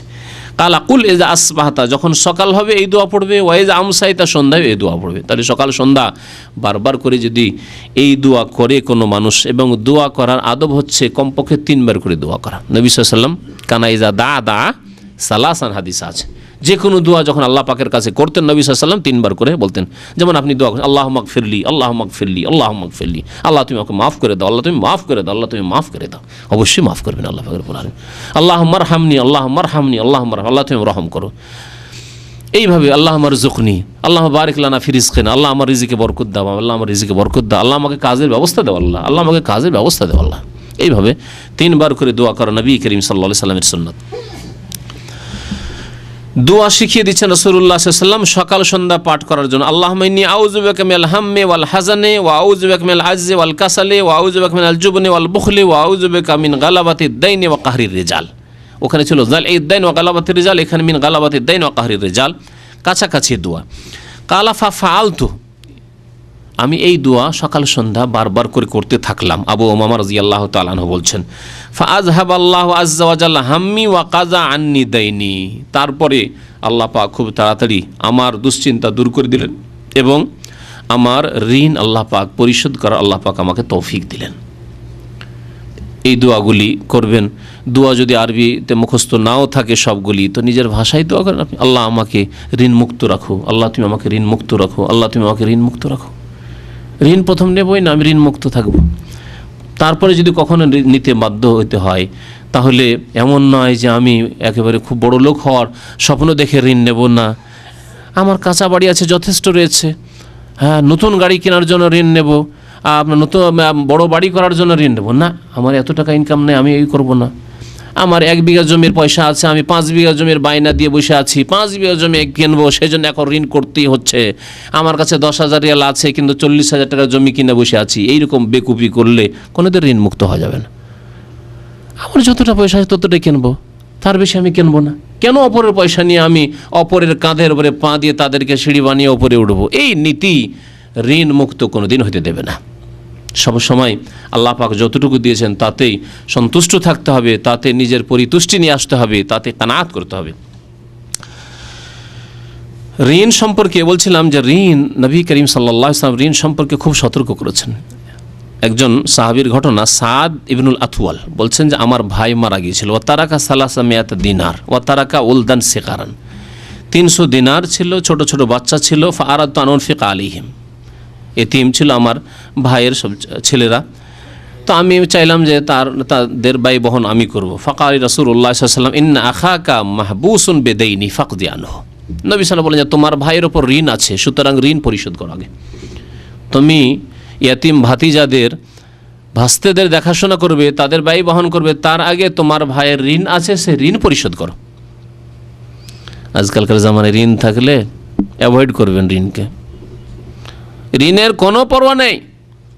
ভালো ভালো স্কুলে আপনি ছেলেকে পড়াচ্ছেন, মাসে 5,000 10,000 টাকা খরচ করে ইংলিশ মিডিয়ামে পড়ে আমি ডাক্তার ইঞ্জিনিয়ার তৈরি করবো, অথচ আপনার উপর ঋণ আছে। আপনার ঋণেরই খবর নাই, তো আপনার ভাইয়ের ঋণকে পরিশোধ করবেন। নবী সাল্লাল্লাহু বললেন যে তোমার ভাইয়ের ঋণ আগে পরিশোধ করো। কালা ফাযাহাবতু ফাকাযাইতু আনহু, আমার ভাইয়ের ঋণগুলি পরিশোধ করে দিলাম।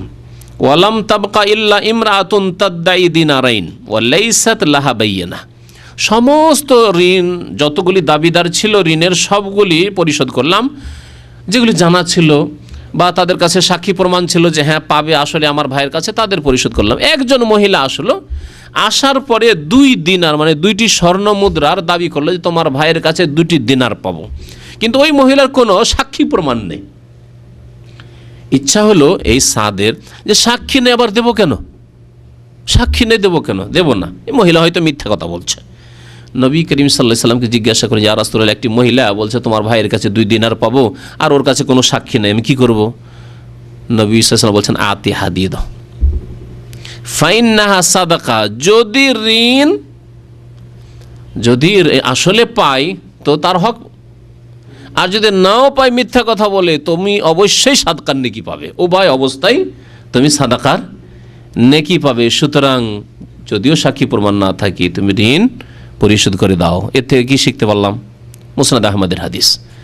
আমাদের এই রকম অনেক সময় হয়ে থাকে, এসে আপনার আব্বা মারা গেছে, হঠাৎ করে এসে গ্রামের কোনো লোক এসে বলছে তোমার আব্বার কাছে 10,000 টাকা পাবো। আমাদের লোকেরা কিন্তু দিতে চায় না, না আমাদের জানে না, আমাদের তো বলেনি আমার আব্বা কোনো দিন। আমার আম্মাকে জিজ্ঞেস করে দেখি, মা পাবে কেউ টাকা পয়সা আব্বার কাছে? না, কিছু বলেনি তো। না, আমাদের দেশের অধিকাংশ লোক তো দায়িত্বহীন, মানুষের ঋণ নিয়ে যে লিখে রাখবে, অথচ লিখে রাখার কথা বলা হয়েছে, লিখে রাখবে ওসিয়ত যে আমি যদি আমার কিছু হয়ে যায় আমার কাছে অমুক অমুক এত টাকা পাবে, আমি অমুকের কাছে এত টাকা পাবো, লিখে রাখতে হবে এগুলি। না, লিখে রাখে না, দায়িত্বহীন। তারপরে বলেও রাখে না যে আমার কাছে এত টাকা লোকেরা পাবে, অমুক অমুক ব্যক্তি এত টাকা পাবে। বলে রাখলেও অনেক সময় মানুষ ভুলে যায়, বলেও রাখে না। আজকাল আমাদের দেশের মানুষরা দিতে রাজি নয়, না দেবে না, অথচ নবী করিম সাল্লাল্লাহু আলাইহি কি বলছেন? কোন সাক্ষী না আতিহা ফাইন্নাহা সাদাকা, দিয়ে দাও সাদাকা, উভয় অবস্থায় সাদাকা। সে যদি আসলে পায় তবুও সাদাকা, আর যদি নাও পায় তোমার জন্য সাদাকা। ঋণ নেওয়ার পরে যারা ঋণ গ্রহণকারী তাদেরকে আল্লাহকে ভয় করা উচিত, যে ঋণ নিলেন, নেওয়ার পরে সচ্ছলতা আছে, দিতে পারবেন আপনি, তারপরে যদি না দেন, একে নবী করিম সাল্লাল্লাহু আলাইহি ওয়াসাল্লাম জুলম বলে আখ্যায়িত করেছেন। এবং এই জুলমের জন্য, যদি এইরকম জুলম করেন মানে বাড়াবাড়ি করেন, আপনি যদি ঋণ না দেন, ঋণ পরিশোধ না করেন, তাহলে আপনাকে শাস্তি দেওয়া, আপনার সমালোচনা করা, আপনার গীবত করা শরীয়তে জায়েজ। যেসব ক্ষেত্রে গীবত করা যায়, সমালোচনা করা যায়, তার একটি ক্ষেত্র হচ্ছে কেউ যদি ঋণ কারো কাছ থেকে ধার নেয় আর ধার নেওয়ার পরে পরিশোধ না করে, তাহলে বলতে পারবে যে শহীদ জামান সাহেব ধার নিয়েছেন, অমুক সিদ্দিক সাহেব ধার নিয়েছেন, কিন্তু দিচ্ছেন না, বাহানা করছেন, অথচ তার বেতন 1,000 বেতন, 2,000 বেতন, 1,500 বেতন, কোনো অভাব নেই ভাই, সব কিছুই করতে পারছে, কিন্তু আমার টাকাটা দিচ্ছে না। যে কোনো জায়গায় বলতে পারবে, যাতে করে লাঞ্ছিত অপদস্থ হয়। আর বিশেষ করে এমন ব্যক্তিদের বলতে পারবে যাদেরকে বললে হক আদায় করে দেবে। অর্থাৎ যদি সরকারের মাধ্যমে হয়, আদালতের মাধ্যমে হয়, অথবা গ্রামের সালিস যারা করে তাদের মাধ্যমে হয়, নেতৃস্থানীয় ব্যক্তিদের মাধ্যমে হয় বা কোনো আলেমের মাধ্যমে তাকে বলবে আপনার কাছে টাকা পাবে, দিচ্ছেন না কেন, এগুলি জায়েজ। যদিও ওগুলো গীবতের অন্তর্ভুক্ত, সে সামনে নেই, কিন্তু এই বলা জায়েজ। এই মর্মে বেশ কিছু হাদিস রয়েছে। রাসূলুল্লাহ সাল্লাল্লাহু আলাইহি ওয়াসাল্লাম একটি হাদিসে ইরশাদ করেছেন, বুখারী মুসলিমের হাদিস, বলছেন মাতুলুল গানি যুলমুন, সচ্ছল ব্যক্তি যদি বাহানা করে, ধার নিয়েছে, নেওয়ার পরে শুধু বাহানা করে, আচ্ছা ভাই সামনের সপ্তাহে দিয়ে দেবো, আবার সামনের সপ্তাহে করে আচ্ছা ভাই সোমবারে দিয়ে দেবো, আবার সোমবারে গেলেন তো বলছে আচ্ছা ভাই আর 2 দিন টাইম দেন, এই করতে করতে সময় পার করতে আছে।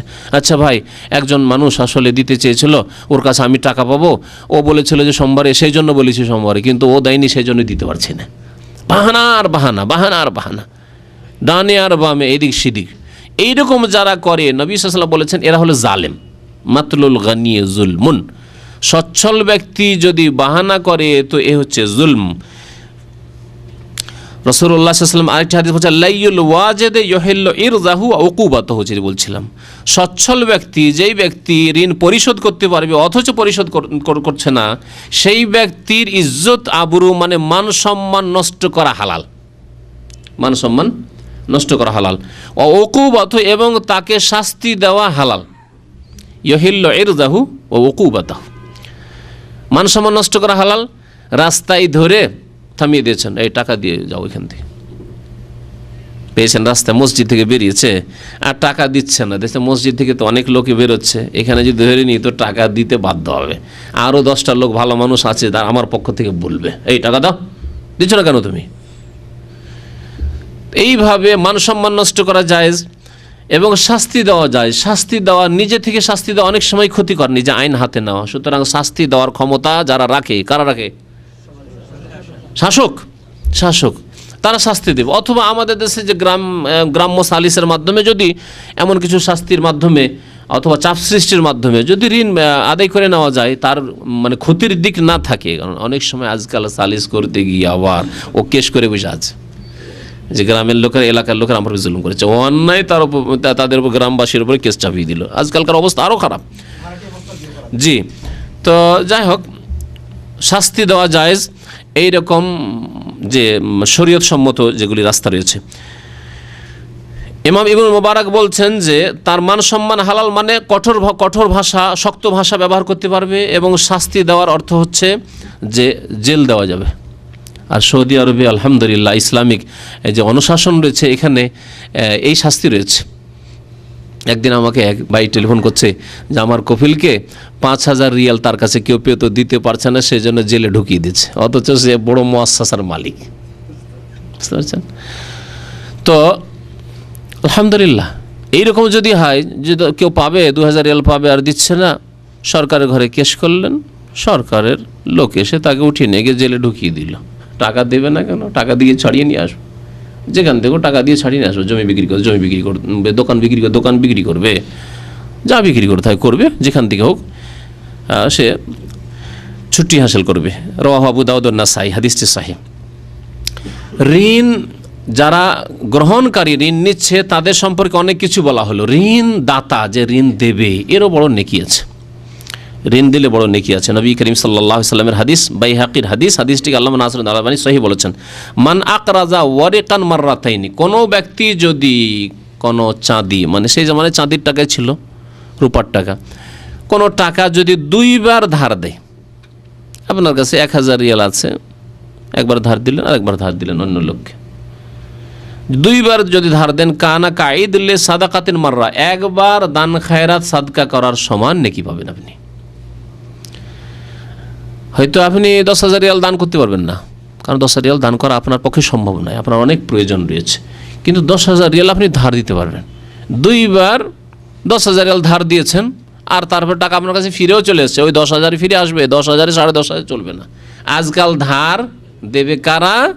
যাদের এরকম আশা আছে কিছু পাবো বেশি, অথবা শর্ত করে সুদি ব্যবসা, সুদি ব্যবসা, স্যালারি কেনার আজকাল সুদি ব্যবসা চলছে। হ্যাঁ, বন্ধকের সুদি ব্যবসা, সুদ আর সুদ, চারিদিকে সুদ। 1,000 টাকার স্যালারি, কালকে একজন লোক জিজ্ঞেস করছে 1,000 টাকার স্যালারি আমি কিনবো 800 টাকায়, এদিকেও টাকা ওইদিকে টাকা, সুদ নয়? তারপর সুদের সঙ্গেই কি তাহলে? এটাই তো সুদ। 1,000 টাকায় যদি 1,001 টাকা নেই, 1 টাকাই সুদ। এবং জানা আছে, অগ্রিম আপনার জানা আছে, শর্ত করে নিচ্ছেন যে 1000 টাকা তোমার স্যালারি কিনবো ভাই, আমি 800 টাকা 900 টাকায় কিনবো, 950 কিনবো, সুদ। আর এই ব্যবসা ব্যাপক আকার ধারণ করেছে এখন প্রবাসীদের মধ্যে। সুদ, চারিদিকে সুদ আর সুদ। আল্লাহর গজব কেন আসবে না এই জাতির উপর?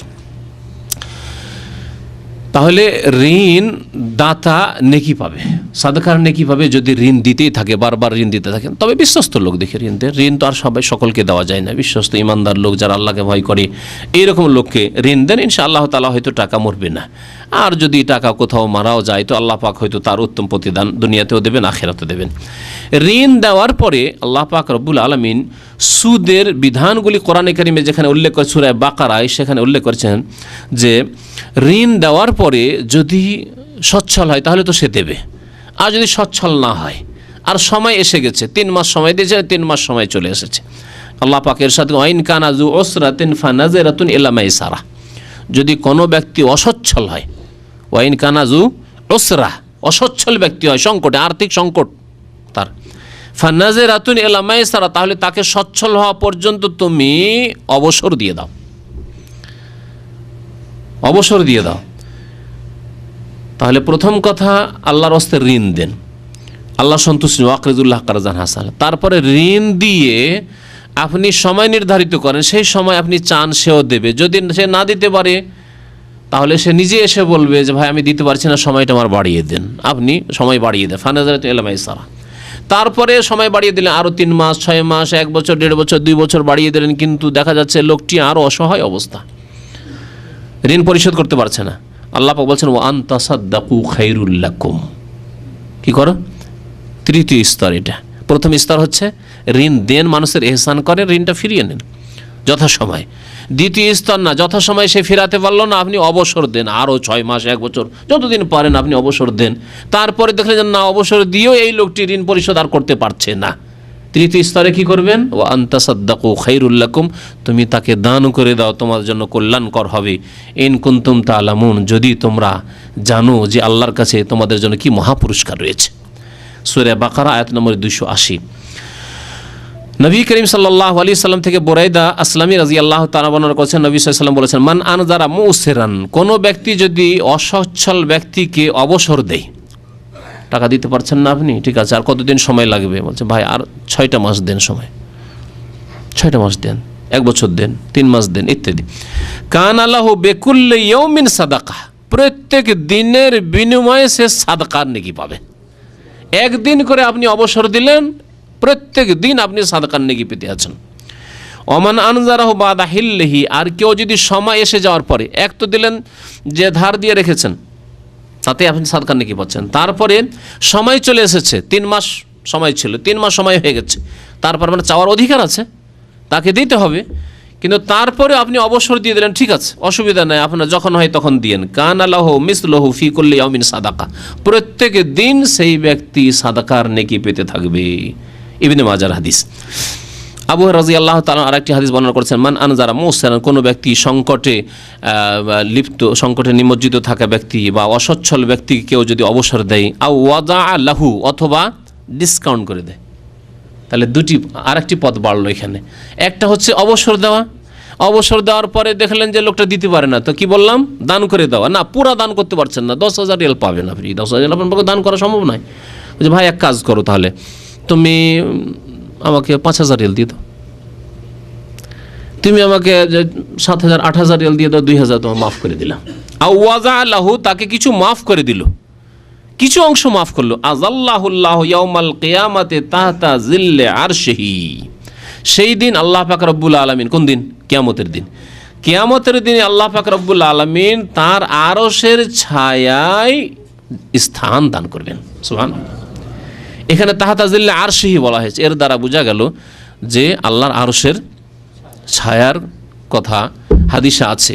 যদি ওই হাদিসে সাবআতুন ইউযিল্লুহুমুল্লাহ ফি জিল্লি ইয়াওমা লা জিল্লা ইল্লা জিল্লুহু, 7 প্রকারের লোককে আল্লাহ পাক রব্বুল আলামিন তার ছায়া দান করবেন, সেখানে ছায়া বলা হয়েছে, কিন্তু আরশের ছায়া না কোন ছায়া বলা হয়নি। এই হাদিসকে যদি ওর সাথে লাগিয়ে নেওয়া যায়, দুটো সমন্বয় করা যায়, তাহলে আল্লাহর আরশের ছায়া প্রমাণিত।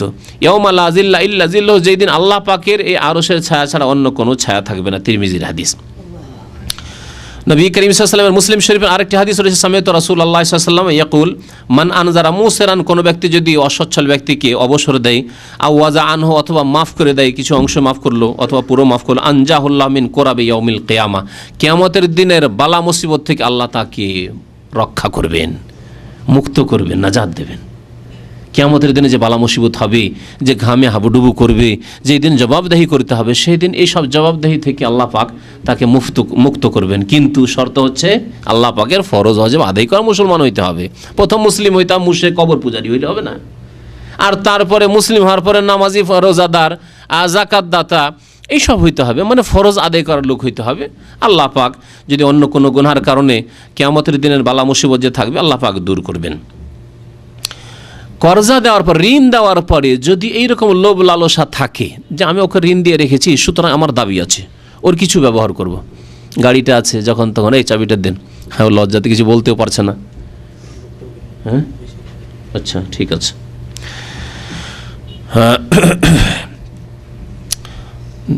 যদি এইরকম আশা রাখে অথবা এইরকম স্বার্থ রাখে যে আমি ধার দিয়ে রেখেছি, সুতরাং তার কিছু ব্যবহার করব, যে কোনো কিছু ব্যবহার করুক। গাড়ি ব্যবহার করা, আজকাল গাড়ির জামানা, কিন্তু নবী সাল্লাল্লাহু আলাইহি ওয়াসাল্লামের জামানায় হয়তো কারো একটা ঘোড়া আছে, ঘোড়ার পিঠে চড়ে হাঁটলো, তা হ্যাঁ, উঁট আছে, দাও তোমার উঁটটা দাও, হ্যাঁ, অথবা এই ধরনের যে কোনো জিনিস ব্যবহার করা, কাপড় চোপড় ইত্যাদি সামান, দাবি যেহেতু তোমাকে ধার দিয়ে রেখেছি, তুমি আমার কাছে ঋণী, তাহলে এগুলিও সুদে শামিল। এগুলি হচ্ছে প্রশ্ন পড়ে। আনাস বিন মালিক রাদিয়াল্লাহু তাআলা আনহু বর্ণনা করছেন যে তাকে এক লোক জিজ্ঞাসা করলো যে আর রাজুলু মিন্না ইউকরিজু আখাহুল মালা, আমাদের মধ্যে কেউ কেউ ধার দিয়ে থাকে, ফায়ুহদি লাহু, তখন তাকে উপহার দেয়, গিফট দেয়। উপঢৌকন দিত না, কিন্তু দিচ্ছে কিসের জন্য? ধার দিয়েছে সেই জন্য। আগে থেকে দেওয়ার রীতিনীতি ছিল না। বাংলাদেশ থেকে আসলেন, একটা লুঙ্গি নিয়ে আসলেন, নিয়ে আসার পরে মুজাহিদকে দিচ্ছেন, আগে কোনো দিন দেননি, কিন্তু এবার কেন দিচ্ছেন? যখন ছুটি যান তখন আপনাকে 2000 রিয়াল ধার দিয়েছে, সেই জন্য। বুঝলেন কি হবে এটা? সুদ।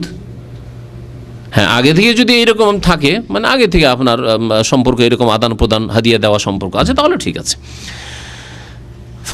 কালা রাসূলুল্লাহ, আনাস বিন মালিক বললেন যে রাসূলুল্লাহ সাল্লাল্লাহু আলাইহি ওয়াসাল্লাম বলেছেন, ইজা আকরাজা আহাদুকুম কারজান, কোন ব্যক্তি যদি তোমাদের কাউকে ঋণ দেয়, ফা আহাদা লাহু, ঋণের বিনিময়ে যদি ঋণ দেওয়া আছে সেই জন্য তাকে উপঢৌকন দিচ্ছে, হাদিয়া দিচ্ছে, উপহার দিচ্ছে, আও হামালাহু আলা দাব্বা, অথবা আসেন গাড়িতে চাপেন, লেমুজিন ভাই এখানে চালায়, ভাড়ার গাড়ি চালায়, গাড়িতে কোনোদিন ফ্রি উঠাইতো না, কিন্তু যে 1000 রিয়াল 500 রিয়াল ধার দিয়েছেন, তারপর থেকে ওর লেমুজিন ফ্রি।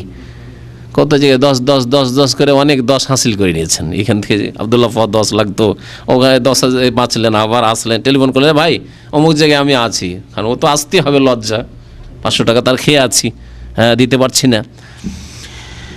আও হামালু আলা দাব্বা, তার যানবাহনে চাপলো, ফালা ইয়ারকাবহা, বা চাপাতে চাইলো, ফালা খবরদার তার সওয়ারিতে চাপবে না, তার গাড়িতে চাপবে না।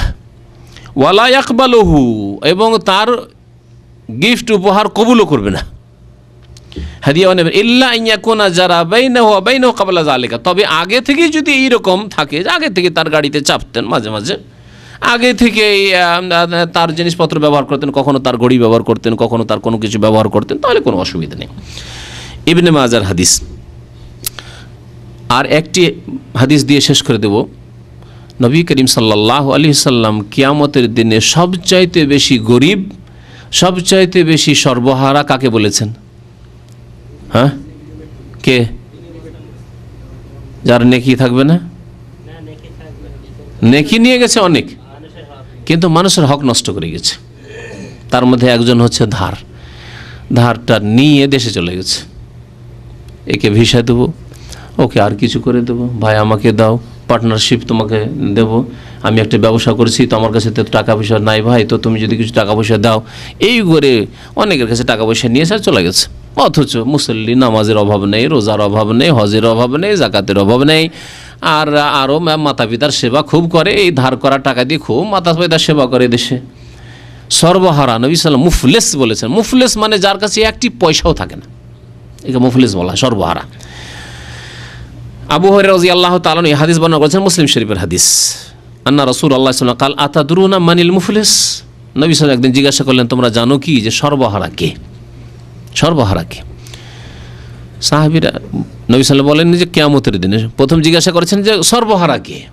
তো সাহাবীরা দেখছেন দুনিয়াতে সর্বহারা কে? আল মুফলিসু ফিনা মান লা দিরহাম ওয়ালা মাতা, আমাদের মাঝে সর্বহারা ওই ব্যক্তি না যার কাছে একটা পয়সা আছে আর না কোনো মাল সামান আছে, বাড়িতে খাবার নেই আর টাকা পয়সাও নেই যে হোটেলে খাবে, যার কাছে কিছুই নেই, না বাড়িতে চাল আছে না ডাল আছে না শাকসবজি আছে, কিছুই নেই, সর্বহারা, পকেটে পয়সাও নেই, সর্বহারা ওই ব্যক্তি। আল মুফলিসু ফিনা মান লা দিরহাম ওয়ালা মাতা। নবী করিম সাল্লাল্লাহু আলাইহি ওয়াসাল্লাম বললেন, না, একে উদ্দেশ্য করিনি, এ তো দুনিয়ার সাময়িক হয়তো সর্বহারা হতে পারে, কালকে তার কাছে পয়সা হয়ে যেতে পারে। ইন্নাল মুফলিসা মিন উম্মতি মাইয়াতি ইয়াউমাল কিয়ামাতি বিসসালাতিন ওয়া সিয়ামিন ওয়া যাকাতিন, আমার উম্মতের মুফলিস সর্বহারা ওরা যারা কিয়ামতের দিনে অনেক নামাজ নিয়ে আসবে, 5 ওয়াক্ত নামাজ ছাড়েনি, ওয়া সিয়ামিন রোজা, কোনোদিন রমজান মাসের রোজা ছাড়েনি, ওয়া যাকাতিন যাকাতও দিয়েছে, পয়সাওয়ালা লোক ছিল, ওয়া ইয়াতি কাদ শাতামা হাযা, কাউকে গালি দিয়ে এসছে, ওয়া কাযাফা হাযা, কার ওপর মিথ্যা অপবাদ দিয়েছে, ওয়াসাফাকা দামা হাজা, কাউকে খুন করেছে, রাজনৈতিক লড়াই, গোত্রীয় লড়াই, জমি জমা নিয়ে লড়াই, এইভাবে কাউকে খুন করেছে, ওয়াজারাবা হাজা, কাউকে মারধর করেছে, ও আকালা মালা হাজা, নবী সাল্লাল্লাহু আরেকটি বলেছেন ও আকালা মালা হাজা, কারো ধন সম্পদ অবৈধভাবে ভক্ষণ করেছে। ধন সম্পদ ভক্ষণ করা খেয়ানত হোক, বেঈমানি হোক, আর জবরদখল হোক, অথবা ধার নিয়ে পালিয়ে যাওয়া হোক, যে কোনোভাবে হোক না কেন, ফায়ুতা হাযা মিন হাসানাতিহি, আল্লাহ পাক রব্বুল সেই দিন প্রত্যেককে ডাকবেন, যতগুলি পাওনাদার, এই পাওনাদারকে ডাকবেন, আর ডাকার পরে ওর নেকি থেকে পরিশোধ করা শুরু করবেন, যতগুলি লোক জুলুম অত্যাচার করেছে। হাযা মিন হাসানাতি, একে নেকি থেকে ওকে নেকি থেকে ওকে নেকি থেকে দিতে দিতে দিতে ফাইন ফানিয়াত হাসানাতুহু ক্বাবলা আন ইউকযামা আলাইহি, তার উপর যে যতগুলি মানুষের হক ছিল, বান্দার হক, এগুলি পরিশোধ করতে করতে নেকি শেষ, নামাজের নেকি শেষ, রোজা, হজ, যাকাত, দান, খেরাত, মাতা পিতার সেবা, যত নেকি ছিল সব শেষ হয়ে গেল। এখন কি হবে? শেষখানে একটা লোক আসছে, আসার পরে বলছে যে আল্লাহ, আমি দাম্মামে ছিলাম, আর এখানে এই ভাই ভিসা ব্যবসা করতো, ওকে ভিসার জন্য আমি 5,000 রিয়াল দিয়েছিলাম, আর বলেছিল যে তোমাকে একটা ভালো ভিসা দেব, আর সে ভিসা দেওয়া তো দূরের কথা, আমার পয়সাও ফিরিয়ে দেয়নি, ভিসাও দেয়নি, দেশে চলে গেছে। কাল কিয়ামতে এই বিচার যখন আদালতে আল্লাহ পাক রব্বুল আলামিনের পেশ হবে, আর আসামির কাঠগড়ায় দাঁড়াতে হবে, কি করবেন? নেকি শেষ হয়ে গেছে, দেশে যে লড়াই করেছিলেন, মারপিট করেছিলেন, জুলুম অত্যাচার করেছিলেন, আর কত রকমের জুলুম করেছেন, অন্যায় করেছেন, ওগুলোতে নেকি শেষ হয়ে গেছে, এখন এইগুলো পরিশোধ করতে হবে। ওখিযা মিন খাতায়াহুম, নবী সাল্লাল্লাহু আলাইহি ওয়াসাল্লাম বলছেন যে আল্লাহ পাক জিজ্ঞাসা করবেন ওই লোকটিকে যে অভিযোগ করার জন্য এসেছে, আল্লাহ যে আমার টাকা নিয়ে যে ভিসা দিব বললে টাকা নিয়ে উধাও হয়ে গেছে, আল্লাহ এর বিচার করে দাও। আল্লাহ বলে তোমার গুনাহ আছে? যে আল্লাহ, আমার গুনার জন্য আমাকে জাহান্নামে যেতে হচ্ছে, আমার কিছু কাবিরা গুনাহ আছে, এই জন্য জাহান্নামে যেতে হচ্ছে। ওখিযা মিন খাতায়াহুম, আল্লাহ পাক ওর গুনাহগুলিকে নিয়ে ফাতুরিহা আলাইহি, ওর উপরে চাপিয়ে দেবে। ওই যে ঋণী ব্যক্তি টাকা নিয়ে পলাতক হয়ে গেছেন, ওর ওপরে গুনাহগুলিকে আল্লাহ পাক চাপিয়ে দেবেন। ওখিযা মিন খাতায়াহুম ফাতুরিহা আলাইহি সুম্মা তুরিহা ফিন্নার, তারপরে আল্লাহ পাক তাকে জাহান্নামে নিক্ষেপ করে দেবেন। তার নামাজ, রোজা, হজ, যাকাত করেও মানুষের হক যদি নষ্ট করে থাকেন, মানুষের কাছ থেকে ধার নিয়েছেন অথচ দিচ্ছেন না, ধার নিয়েছেন তারপরে বলছেন যে এখন তোর ঠিকানা নেননি কেন? আপনি ধার নিতে পেরেছেন আর তার ঠিকানাটা রাখতে পারেননি, আপনি তার অ্যাকাউন্ট নম্বর রাখতে পারেননি, তার টেলিফোন নম্বর রাখতে পারেন, তার কমপক্ষে গ্রাম আর থানাটাও যদি লিখে রাখতেন, তাহলে খোঁজ করে করে আপনি চলে যেতে পারতেন।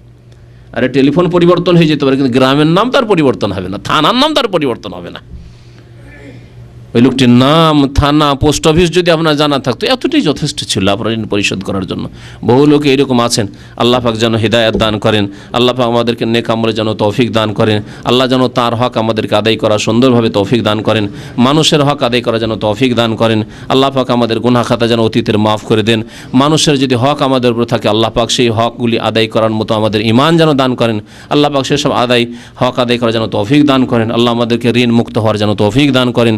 আল্লাহুম্মা কফিনা বিহালালিকা আন হারামিকা ওয়া আগনিনা বিফদলিকা আম্মান সিওয়াক, রব্বানা যালামনা আনফুসানা ওয়া ইল্লাম তাগফির লানা ওয়া তারহামনা লানাকুনান্না মিনাল খাসিরিন, রব্বানা লা তুআখিযনা ইন নাসিনা ওয়া আখতানা, রব্বানা ওয়া লা তাহমিল আলাইনা ইসরান কামা হামালতাহু আলাল লাযিনা মিন ক্বাবলিনা ربنا ولا تحملنا ما لا طاقة لنا به واعف عنا واغفر لنا وارحمنا أنت مولانا فانصرنا على القوم الكافرين سبحان ربك رب العزة عما يصفون وسلام على المرسلين والحمد لله رب العالمين